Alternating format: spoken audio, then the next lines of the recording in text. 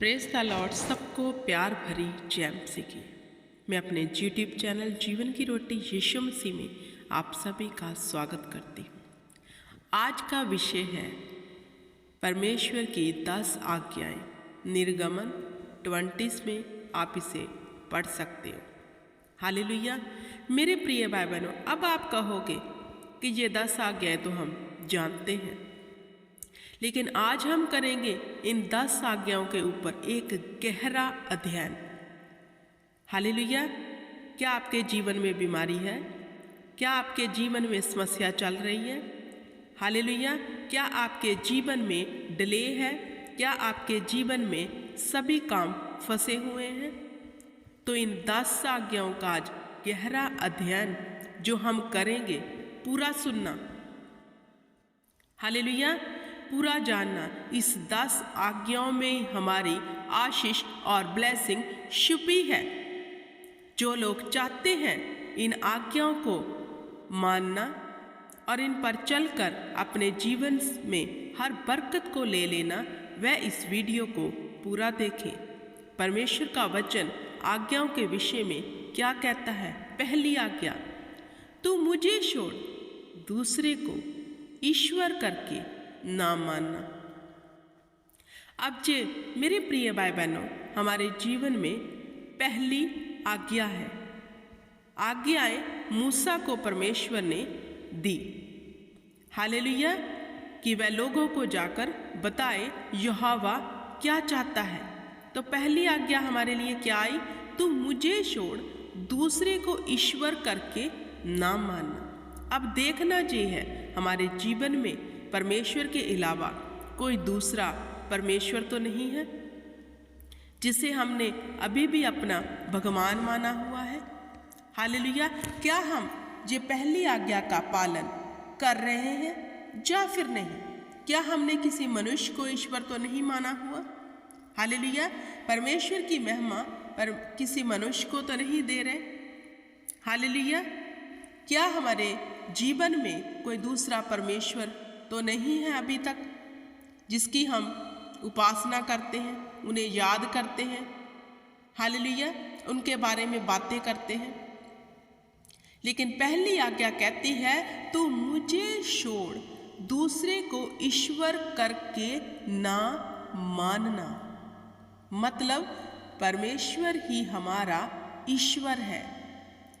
परमेश्वर को छोड़कर हम किसी दूसरे को परमेश्वर करके भी ना जाने। हालेलुया।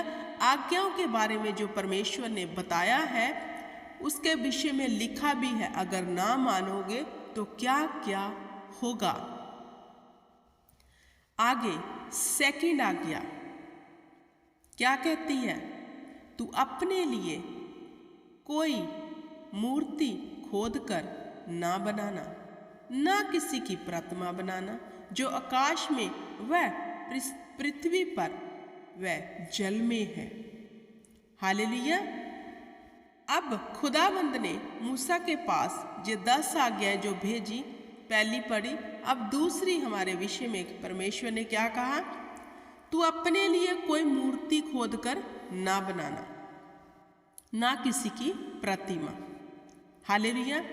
मेरे प्रिय भाई बहनों, जब हम परमेश्वर को नहीं जानते थे तो हम मूर्ति की उपासना करने वाले थे। हालेलुया। वो हमने ही अपने हाथों से बनाई होती थी। तो हम जब उपासना करते थे, जल की भी करते थे, आकाश की, सूरज को पानी देते थे, चंद्रमा को, ये सबको मानते थे। हालेलुया। लेकिन अब आज्ञा क्या कहती है?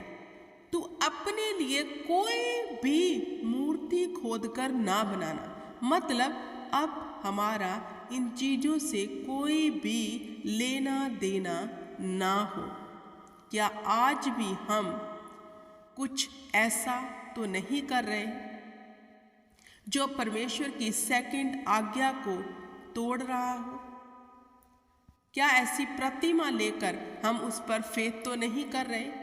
हालेलुया। अगर आप परमेश्वर में आ गए हैं, बैप्टिज्म हो गए हैं, तो इन आज्ञाओं के ऊपर मेरे प्रिय भाई बहनों गौर करो।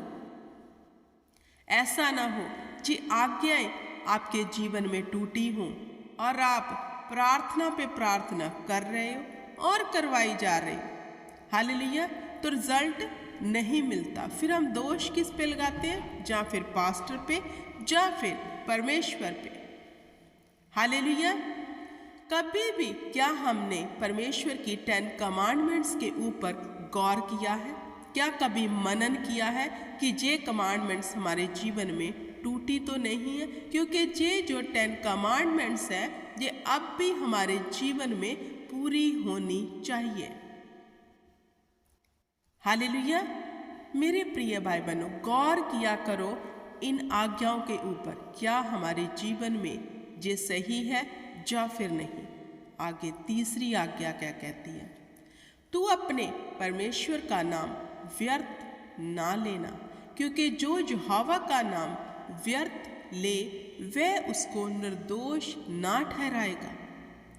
अब मेरे प्रिय भाई बहनों, तीसरी आज्ञा कहती है तू अपने परमेश्वर का नाम व्यर्थ ना लेना।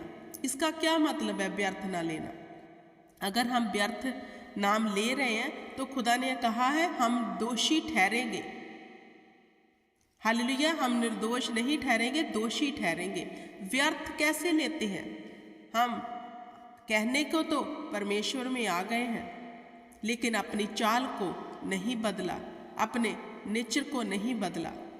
हालेलुया। आज भी वही काम, कभी चर्च, कभी बाबाओं के पास, कभी इधर, कभी हमारे मुख से कुछ निकलता है, कभी हम कुछ कर देते हैं, कुछ अतः पता नहीं है कि हम परमेश्वर में हैं भी या फिर नहीं। जब ऐसे मनुष्य परमेश्वर का नाम लेते हैं तो वह व्यर्थ और व्यर्थ है, उनकी प्रार्थनाएं व्यर्थ है, उनका चर्च जाना व्यर्थ है, क्योंकि उनका अपना कोई भी वजूद नहीं होता। वह सब कुछ जो कर रहे हैं व्यर्थ है। तो परमेश्वर ने कहा मेरा नाम व्यर्थ मत लेना, क्योंकि तेरी जिंदगी तो ऐसी है ही नहीं कि तू परमेश्वर का नाम ले। आगे चौथी आज्ञा, तू विश्राम दिन को पवित्र मानने के लिए स्मरण रखना। हालेलुया। क्या कहा? विश्राम दिन। कौन सा? जो हम संडे चर्च जाते हैं। क्या कभी हमने संडे के दिन को पवित्र करके जाना है? जो लोग संडे मिस करते हैं, परमेश्वर के भवन में नहीं जाते, परमेश्वर की ये चौथी आज्ञा को नहीं मानते, उनके लिए ऐसा है कोई बात नहीं है। अगर हमने छोड़ भी दिया जाना तो कोई बुरी बात नहीं है। लेकिन खुदा ने कहा तू स्मरण रखना, विश्राम दिन को हमेशा याद रखना कि हमने खुदा के भवन में जाना है। इसके विषय में हम अनगहली अगर कर रहे हैं, इसको पवित्र करके नहीं जान रहे, तो हम जे परमेश्वर की चौथी आज्ञा का उल्लंघन करते हैं। जे जो विश्राम दिन है पवित्र मानने के लिए खुदा ने कहा है कि इसे पवित्र मानना, क्योंकि इसी दिन ही हमारे लिए आशीष और बरकत ठहराई गई है। जब हम परमेश्वर के भवन में जाते हैं, परमेश्वर के पाक कलाम को सुनते हैं, जब खुदा का पवित्र कलाम हमारे कानों में पड़ता है, हम उसकी शिक्षा को वहाँ भवन में बैठकर लेते हैं, वह हमें पवित्र करता है, शुद्ध करता है और हमारे जीवन में हर बिगड़ी चाल को सही करता है। इतना पाक और पवित्र है ये दिन, जो हमारे लिए बरकत के लिए ठहराया गया है, जो हमारे लिए आशीष के लिए ठहराया गया है।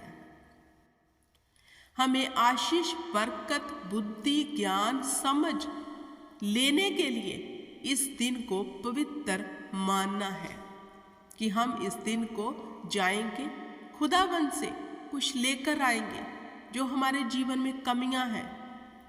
जैसे आप किसी शॉप पे जाते हो ना, आप डिसाइड करते हो कि हमें इस दिन जाना है और जे सामान लेकर आना है, तो इस विश्राम दिन को ऐसे पवित्र करके मानो कि हमने जाना है परमेश्वर के भवन में और खुदावन से आशीष, बरकत, बुद्धि, ज्ञान और समझ लेकर अपने वस्त्रों को पवित्र करना है। तो हमें जाना अति जरूरी है। हालेलुया। ऐसे पवित्र करके मानना है इस दिन को मेरे प्रिय भाई बहनों। कभी भी ऐसे ही मत मुंह उठाकर चले जाओ कि हाँ संडे चर्च जाना। ऐसे जाओ पवित्र जान के, जैसे आज्ञा कहती है।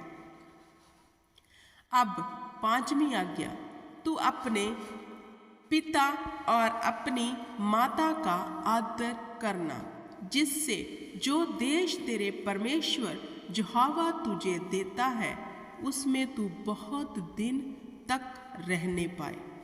अब 5वीं आज्ञा कहती है तू अपने पिता और अपनी माता का सत्कार करना, ऑनर करना, आदर करना। अब देखना है क्या हम अपने माता पिता का आदर करते हैं या फिर हम अपनी मर्जी के अनुसार अपने जीवन को बताते हैं और उनकी कही किसी बात को ना सुनते हैं और ना मानते हैं। कहने को तो हम बहुत धर्मी हैं, कहने को तो हम चर्च जाते हैं, कहने को तो लंबी चौड़ी प्रार्थनाएं भी कर रहे हैं, कहने को तो हम बहुत ज़्यादा आत्मिक हैं, लेकिन हमारे माता पिता हमारे लिए क्या है इस बात को हमने कभी समझा ही नहीं, उनको कभी रिस्पेक्ट दी ही नहीं।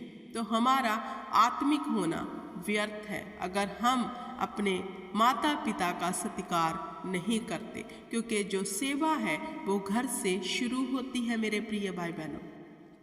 जो अपनी माता पिता का आदर करता है वो जिंदगी में सबसे लॉन्ग लाइफ को व्यतीत करता है। अगर आप धरती पर अच्छे दिन देखना चाहते हो, बरकतों से भरे और दीर्घायु को प्राप्त करना चाहते हो, अपने माता पिता का सत्कार करना सीखो। हालेलुया। जो लड़कियां शादीशुदा हैं, जैसे अपने माता पिता को प्यार करती हैं, ऐसे अपने सास ससुर को भी उन्हें प्यार करना है। हमें ओवर स्पिरिचुअल बनकर नहीं दिखाना। अगर हम प्रार्थना कर रहे हैं, चर्च जा रहे हैं, लेकिन हम अपने बड़ों का आदर ही नहीं करते तो सब व्यर्थ है। क्या खुदावंद आपके ऐसे नेचर को देखकर आपको बरकत देंगे, आपको चंगा करेंगे? कभी भी नहीं, हो ही नहीं सकता कि खुदा अपने वचन के बाहर जाके आपको आशीष दे। तो जो आपके घर में आपके पिता और माता है, उनके प्रति आपने वफादार होना है, उनको रिस्पेक्ट देनी है। हर फैसला जो आप अपने जीवन में लेना चाहते हो उनसे बातचीत करना है। जब आप अपने बड़ों का ऑनर करोगे तो परमेश्वर आपका ऑनर भी करेगा, दूसरों से करवाएगा भी, और धरती पर आप दीर्घ आयु को तृप्त करोगे और आपके जीवन में दुख चला जाएगा। क्योंकि बाइबल कहती है कुछ आशीषें मैंने पिता और माता के हाथ में रखी हैं। खुदाबंद ने हमें बरकतें बाइबल में बहुत दी हैं, लेकिन खुदा ने वचन में लिखा है कुछ बरकतें आशीषें मैंने तेरे माता और पिता के हाथ में रख दी है, जब मैं तुम्हें जी आशीष और बरकत देंगे तुम में लग जाएगी। अब जो हमारे लिए बरकत का कारण है उन्हें हमने एक कॉर्नर पर बिठाया हुआ है, कुछ समझते ही नहीं है। हम अपने आप को ज़्यादा बुद्धिमान समझते हैं और समझते हैं ये बूढ़े हो गए, इनको कुछ नहीं पता। ऐसा मत करो, नहीं तो आपके जीवन में जो 5वीं आज्ञा जो उत्तम है टूटी हुई होगी तो बरकत नहीं आएगी, चंगियाई नहीं आएगी, कुछ नहीं आएगा। अब 6वीं आज्ञा, तू खून ना करना। हालेलुया। अब परमेश्वर कहता है कि तेरे जीवन में ये आज्ञा पूरी हुई होनी चाहिए कि तू खून करने वाला ना हो। तो हम तो इन आज्ञाओं को कभी स्मरण ही नहीं करते। क्या कभी गौर किया है? क्या कभी हमने किसी के जज्बातों का खून तो नहीं किया? हालेलुया। किसी की जिंदगी का खून तो नहीं किया? या फिर सचमुच किसी का कत्ल तो नहीं करने में हम लगे हुए? क्योंकि जब क्रोध आता है, क्रोध शैतान की ओर से है, तो जब शैतान क्रोध में हमें रखता है तो हम खून करने पे भी उतावले हो जाते हैं। तो मेरे प्रिय भाई बहनों, अगर आप ऐसा सोच भी रहे हो तो भी ये आज्ञा टूट गई है। खुदा ने कहा तो किसी का खून ना करना। हालेलुया। क्योंकि हम अपने साथ रहने वालों के विषय में या फिर दूर दराडे के लोगों के विषय में भी ऐसी कल्पना भी नहीं करनी। हालेलुया। ये अधिकार परमेश्वर ने हमें नहीं दिया। हम कातिल नहीं होने चाहिए। हालेलुया। हमारे हाथ दूसरों के खून से रंगे हुए नहीं होने चाहिए, क्योंकि अगर हमारे हाथ दूसरों के खून से रंगे हैं और यही हाथ हम प्रार्थना में स्वर्ग की ओर उठाते हैं, तो मैं आपको बताना चाहती हूँ ये व्यर्थ है। सब कुछ व्यर्थ है ये। अगर आज्ञा ही टूटी है, आपका धर्मी बनना भी व्यर्थ है, क्योंकि दिखावे के काम खुदा को कभी पसंद नहीं आते। जो रियलिटी है, जो सच्चाई है, वही उसको पसंद है। जो पवित्रताई है वही उसे पसंद है, क्योंकि उसने कहा जैसा मैं हूं वैसा बनो। हालेलुया।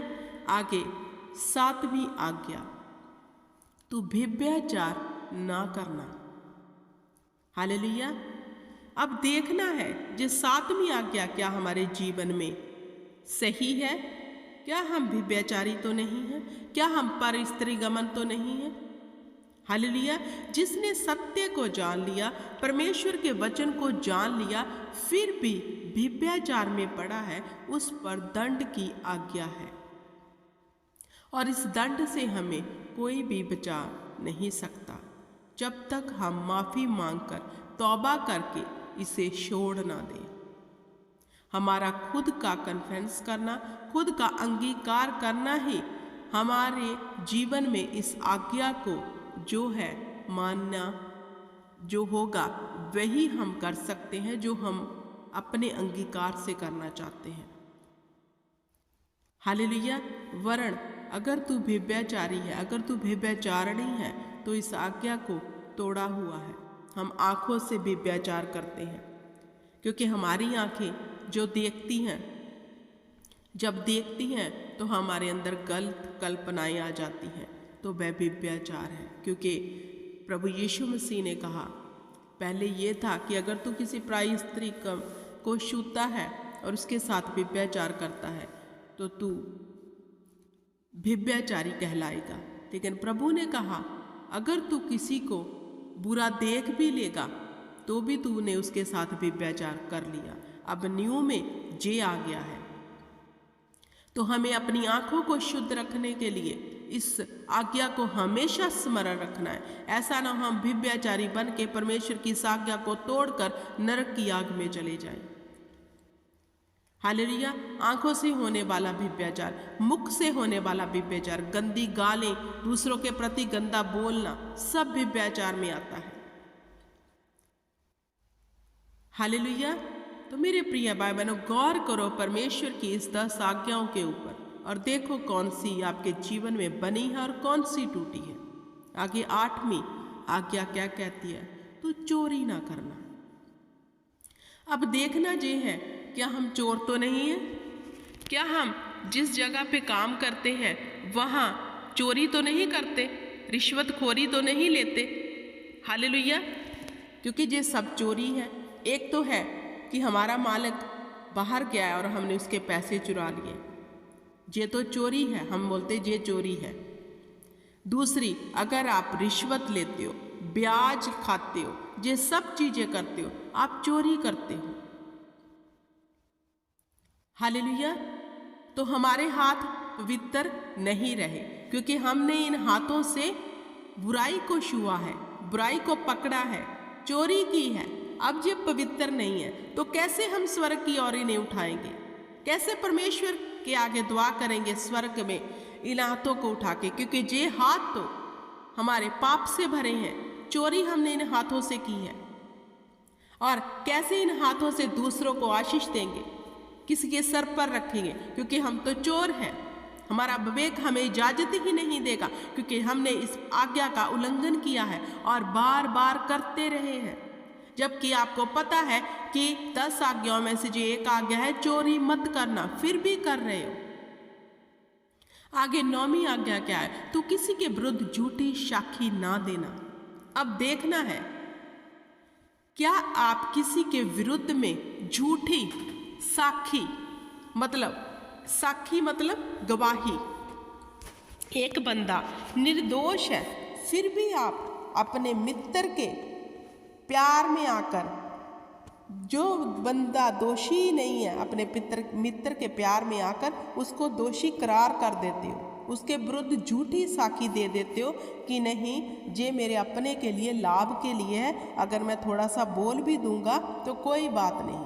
लेकिन खुदा कहता है तो किसी के विरुद्ध झूठी गवाही मत देना। गवाह होते हैं ना, वो झूठे गवाह खड़े कर लेते हैं अदालत में। हालेलुया। जब झूठे गवाह खड़े हो जाते हैं मेरे प्रिय भाई बहनों, तो बेकसूर को कसूरवार ठहरा देते हैं। तो जो बेकसूर को कसूरवार ठहरा रहे, एक दिन वह भी कटहरे में खड़े होंगे और कसूरवार ठहराए जाएंगे। तब उन्हें बचाने वाला, छुड़ाने वाला कोई उनके साथ ना होगा, क्योंकि जैसा हम किसी को देंगे वैसा वापस भी आएगा। तो खुदा ने कहा किसी के विरुद्ध झूठी साक्षी मत देना। अपने घर में भी कभी झूठ मत बोलना किसी के खिलाफ, जानबूझकर कि हाँ अगर उसने काम वो किया भी नहीं लेकिन आप झूठ बोल रहे हो कि हाँ उसने किया है, आप फंस जाओगे। 10वीं और अंतिम आज्ञा, तो किसी के घर का लालच ना करना, ना तो किसी स्त्री का लालच करना और ना किसी के दास दासी का, बैल गधे का, ना किसी की वस्तु का लालच करना। अब परमेश्वर कह रहा है सबका निचोड़ कि तू लालच मत करना। क्या हमने कभी किसी की स्त्री का लालच किया है? हालेलुया। अपनी को छोड़ दूसरों की स्त्री की सुंदरता को देख के हम लालची हैं। हालेलुया। दूसरे को घर को देखकर हमारे अंदर भी लालच आ गया, दूसरे को आशीष होता देखकर हमारे अंदर लालच हो गया, दूसरे की बरकतों को देख के हम भी लालची बन गए। लेकिन खुदा ने कहा तू लालच ना करना। लालच एक ऐसी चीज है जो हमें धीरे धीरे फांसी के फंदे तक ले जाता है, हमें बुराई की उस दलदल में फंसा देता है ये लालच, जिससे निकलना हमारे लिए असंभव हो जाता है। फिर ये लालच एक ऐसी चीज है जिन्हें शुरुआत तो हम अच्छी लगती है हमें, हालेलुया, लेकिन ये धीरे धीरे धीरे हमें दलदल में धंसा देता है, जिसे हमें फिर पता भी नहीं चलता अब निकले कैसे। क्योंकि एक पाप करोगे लालच का, फिर दूसरा करोगे, तीसरा करोगे, फिर विवेक मर जाएगा पाप करते करते, कोई भी आवाज़ नहीं आएगी परमेश्वर की। हालेलुया। लालच में इतना फंस जाओगे कि लालच के कारण सब बुरे काम करने आपको अच्छे लगने लग जाएंगे।